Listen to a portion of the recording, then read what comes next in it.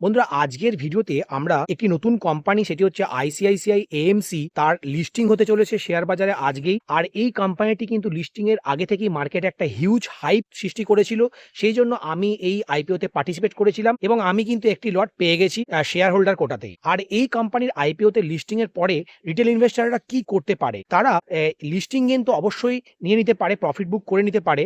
কিন্তু যারা mid to long term investor, তারা কিন্তু এই কোম্পানি শেয়ারে আরো বেশি পরিমাণে অ্যালোকেশন বাড়াতে পারে, কারণ এই কোম্পানিটি one of the fastest growing AMC ইন্ডিয়ার।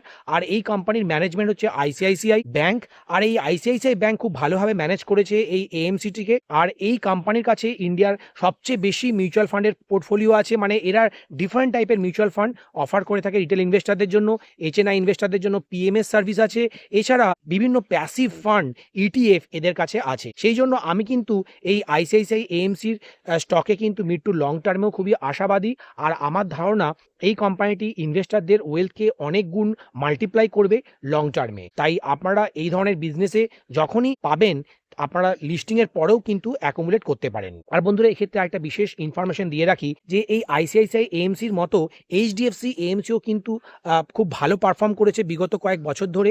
এইচডিএফসি এএমসির শেয়ারে আমি আইপিওতে অ্যাপ্লাই করেছিলাম এবং আমি 65% একটা লিস্টিং গেনও সেখান থেকে এনজয় করেছিলাম। কিন্তু তারপরে আমি এইচডিএফসি এএমসির শেয়ারকে ছেড়ে দিই, আর কিন্তু পরবর্তী র্যালিতে আর পার্টিসিপেট করতে পারিনি। তাই আমি ভাবছি যে এবার আর সেই ভুলটি করব না, আর আইসিআইসিআই এএমসি শেয়ারকে আমি মিড টু লং টার্ম ধরে রাখার কথা প্ল্যান করেছি। তাই রিটেল ইনভেস্টারদের আমি রিকোয়েস্ট করবো যে তোমরা যদি এই ধরনের বিজনেস কখনো পেয়ে যাও, আর এই কোম্পানির আইপিও কিন্তু ফেয়ার ভ্যালুয়েশনের লিস্টিং হতে চলেছে, সেই জন্য ভ্যালুয়েশনের এখানে একটা রিস্ক রিওয়ার্ড রেশিও আপনার ফেভারেই কাজ করবে। আর আগামী দিনে যদি বিজনেসের গ্রোথ এরকমভাবেই মেনটেন করতে পারে কোম্পানি, তাহলে কিন্তু নিশ্চিত হতে তাদের ভ্যালুয়েশনে একটা আমরা আপটিক দেখবো, আপগ্রেডেশন দেখবো, এবং তাদের শেয়ার প্রাইসেও আমরা একটা জাম্প দেখতে পারি, যদি তাদের প্রফিট এখান থেকেও একটা মাল্টিফোল্ড জাম্প দেখাতে পারে। আর এই আইপিওতে কিন্তু আমরা দেখলাম তাদের যে প্রমোটার ছিল, এই প্রমোটার গ্রুপের মধ্যে সেটি হচ্ছে একটা ইউকের কোম্পানি, তারা কিন্তু প্রাইভেট ইকুইটি ফার্ম, তারাই কিন্তু এইখানে অফার ফর সেল করেছে। মানে কোম্পানি কিন্তু আপনার আইপিও প্রসেসিং থেকে কোনো টাকাই পায়নি। কিন্তু তাহলেও কি হবে, আইসিআইসিআই ব্যাংক যেটি তাদের অরিজিনাল প্রমোটার ছিল, তারা কিন্তু তাদের কোনো স্টেককেই সেল করছে না। সেই জন্য আমি কিন্তু খুব বুলিশ এই কোম্পানিতে।